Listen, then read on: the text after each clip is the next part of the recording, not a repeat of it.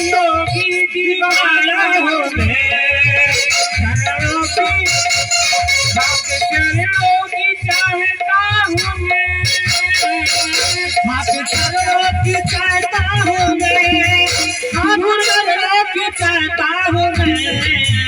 दूरी करना न मुझको हरी, दूरी करना न मुझको हरी, सबसे बढ़िया है सबसे हरी, रानी मेरी नौकरी, सबसे बढ़िया है सबसे हरी,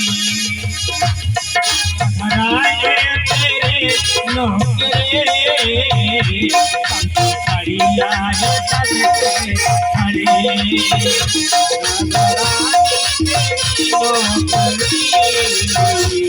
सबसे बढ़िया है सबसे हरी।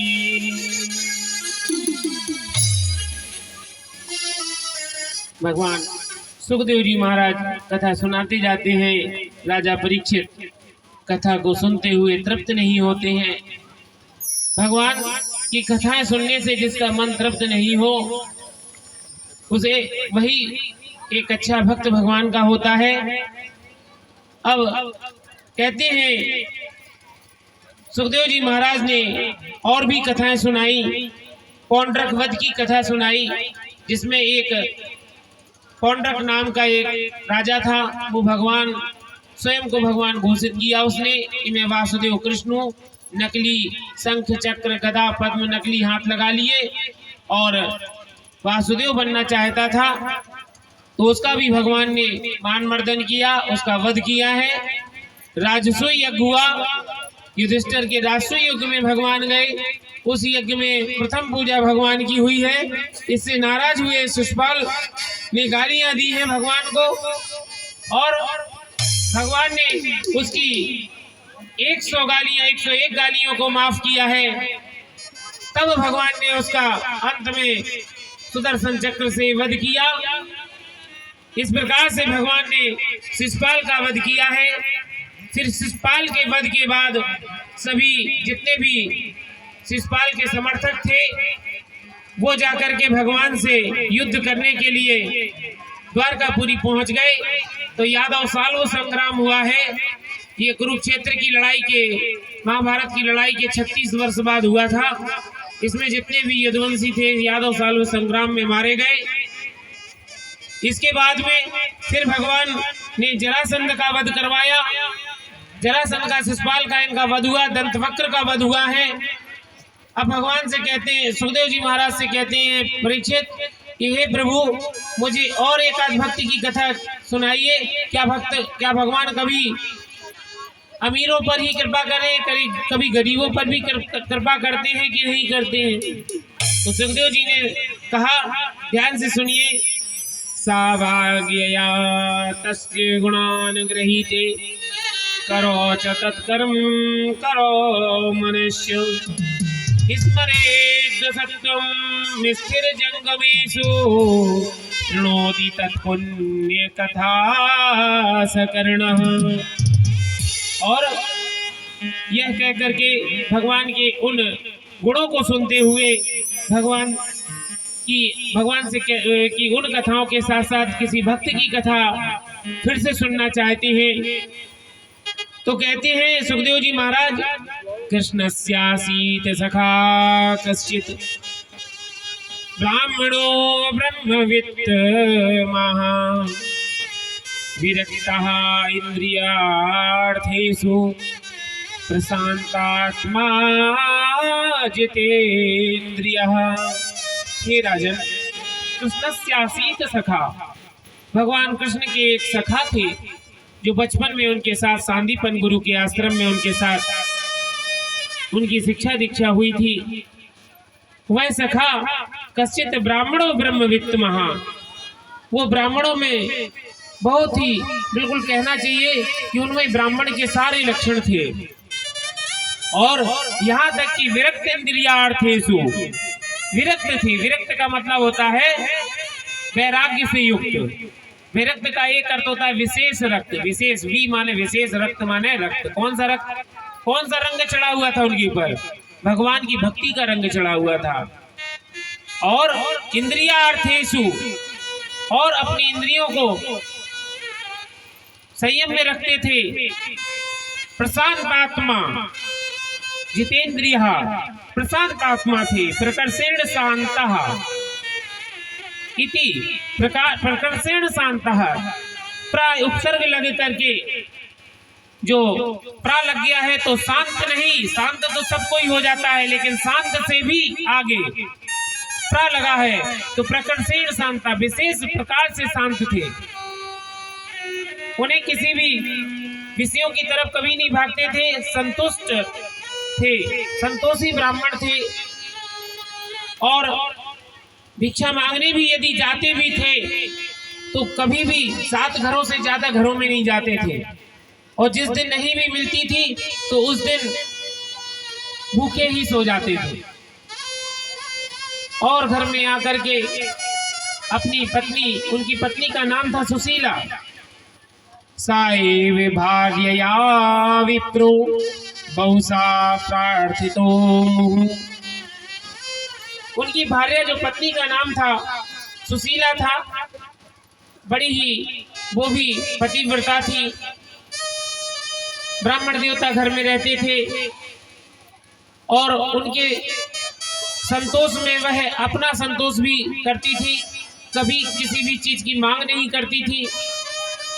निर्धनता को देख करके कभी वो परेशान नहीं होती थी। उनके पास एक ही धोती थी, उसी साड़ी को बार बार पहन लेती थी, फिर नहा लेती थी, स्नान कर लेती, स्नान करने के उपरांत फिर उसी को पहन लेती थी। तो ये उनका मतलब, पहनी पहनी नहाती थी और फिर सूख जाती थी, पहनी पहनी सूख जाती थी। कभी उन्होंने, इतने वर्ष हो गए, कभी वह एक कपड़ा भी बाजार से नहीं ला पाती थे, इतनी गरीबी थी उनके पास, निर्धनता थी, उसमें भी वो प्रसन्न रहती थी। कभी अपनी मांगों के लिए जिद नहीं करती थी, ऐसी पतिव्रता थी। और एक दिन तो ये हुआ कि उनके घर में कुछ भी नहीं था। 2 दिन 3 दिन हो गए, बच्चों को भोजन भी नहीं मिल रहा था। रात्रि के समय उनके बच्चे माँ से जिद करते हैं, माँ मुझे भूख लगी है, कुछ खाने को दो। बेचारी सुशीला उनको आशा देती है कि बेटा तनिक देर ठहरो, भोजन बनाती हूँ। चूल्हे पर चूल्हा जलाया, चूल्हे के ऊपर मिट्टी की हांडी रख दी है और उसमें जल डाल दिया, उसको खौला रही हैं और कह रही हैं, बेटा अभी कुछ ही देर में चावल पक जाएंगे, तुम्हें दूंगी। और ऐसा कहते हुए उसको चलाती रहती हैं। बहुत समय गुजर गया, रात्रि हो गई, रात्रि के 10-11 बज जाते हैं, 12 बज जाते हैं। बच्चे भूख के मारे तड़प रहे हैं, लेकिन वह कहती है, बेटा अभी थोड़ा और इंतजार करो, अभी पक रही है, चावल पक रहे हैं, खीर बनेगी, थोड़ी देर में तुम्हें प्राप्त होगी। बच्चे ऐसा आशा कर करके बेचारे सो जाते हैं, उनको भोजन प्राप्त नहीं होता है, भूखे ही सो जाते हैं। बड़ी गरीबी है। एक दिन क्या हुआ कि एक ब्राह्मण देवता आए, कोई साधु महात्मा आए हैं। भगवान ने सोचा कि इनकी तकलीफ कैसे दूर की जाए, तो स्वयं भगवान आ गए। भगवान एक महात्मा का वेश बनाकर आए, बाहर खड़े हो गए, कहने लगे, भिक्षाम देही, भिक्षाम देही भवती, भिक्षाम देही। जब वो ऐसे चिल्लाते हैं, अंदर से जब आवाज सुनी है, सुशीला बाहर आई, कहने लगी, हे विप्रवर, हे भूदेव, मेरे घर में सूतक पड़ा है, मैं क्या भिक्षा दूं? महात्मा जी ने कहा, ब्राह्मणी, तू लगती तो नहीं है कि तेरा बालक का जन्म हुआ हो। तू ऐसी नहीं लगती है जैसे तू प्रसूति महिला हो। कितने दिन का सूतक तेरे यहाँ लगा है?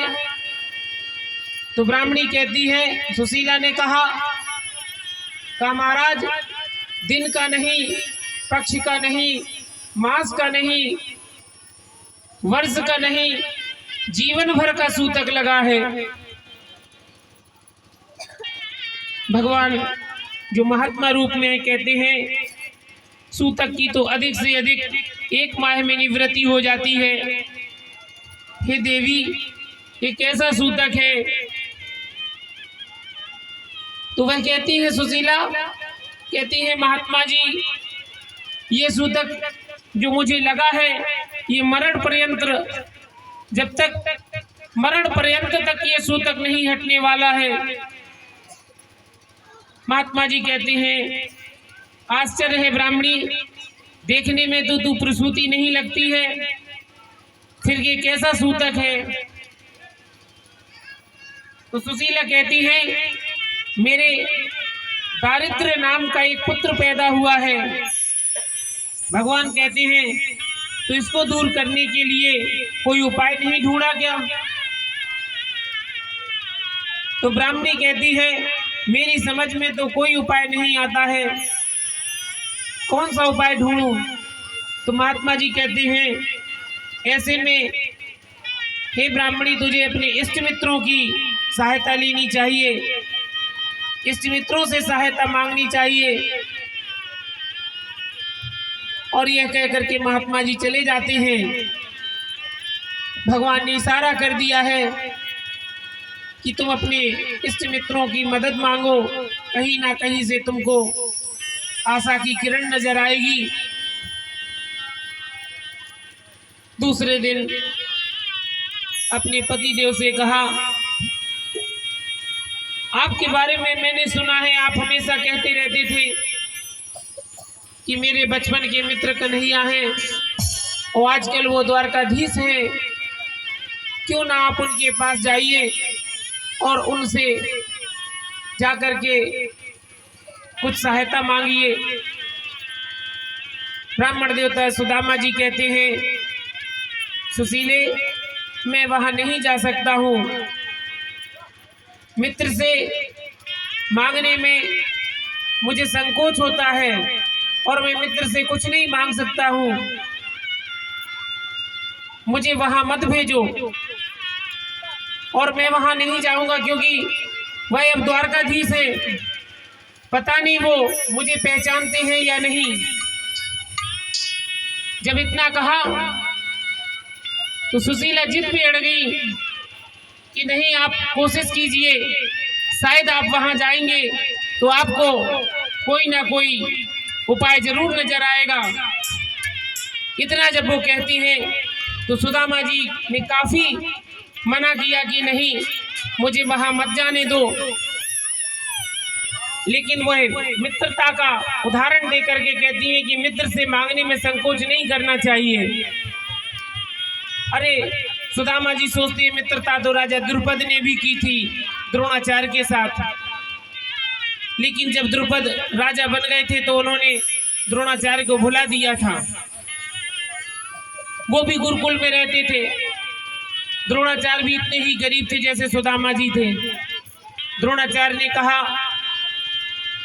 द्रुपद जब जाने लगे राजा बनकर, तो द्रुपद ने कहा, मित्र तुम जा रहे हो, हम जा रहे हैं, अब हम तुम कब मिलेंगे? द्रोणाचार्य ने कहा, मैं तो गरीब ब्राह्मण हूँ, मेरे यहाँ तो कुछ है नहीं, तुम जाओगे, राजकुमार के पुत्र हो, राजकुमार हो, राजा के पुत्र हो, जाकर के राजा बनोगे। तो भाव में आकर के मित्र ने कहा, मैं राजा बनूंगा तो मैं आधा राज्य तुम्हें दे दूंगा। लेकिन समय निकला जब द्रोणाचार्य के पास गरीबी आई, द्रोणाचार्य के पुत्र के लिए दूध तक नहीं था।